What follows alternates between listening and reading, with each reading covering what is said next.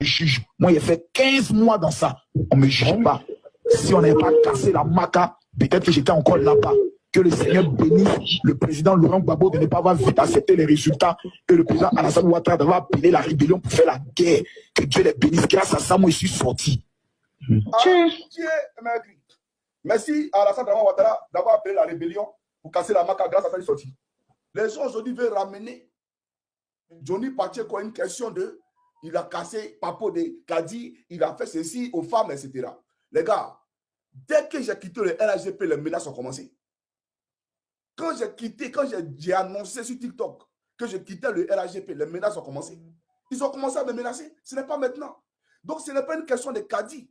C'est pour ne pas que vous, là, je vous dise vos droits et ce qui est. Pour ne pas que je vous ouvre les yeux sur le pillage de votre pays.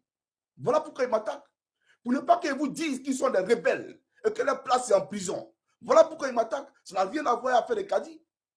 Ça n'a rien à voir. De quoi on parle? Donc soyez tranquilles. Entre ceux les Johnny là qui est criminel, qui doit rester derrière les barreaux, c'est de plaisanter. Et ils pensent que parce qu'ils ont l'air du pays, ils vont venir prendre les avocats. Nous, on s'en fout de ça. Prenez ma vidéo, l'enregistrer et puis envoyez ça à votre police scientifique là. Envoyez à qui vous voulez. On s'en fout aujourd'hui et demain. Notre combat, il va se poursuivre et on mènera ce combat pour la dignité de notre pays, la Côte d'Ivoire. Voilà la réalité.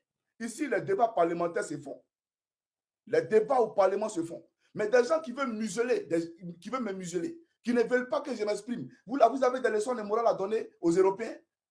Vous avez des leçons de morale à donner aux Européens? Des voleurs de la République qui dilapident l'argent du pays et qui parlent de Johnny attaque les femmes. Mais Johnny, au moins, il est un avocat des femmes parce que vous trompez vos femmes.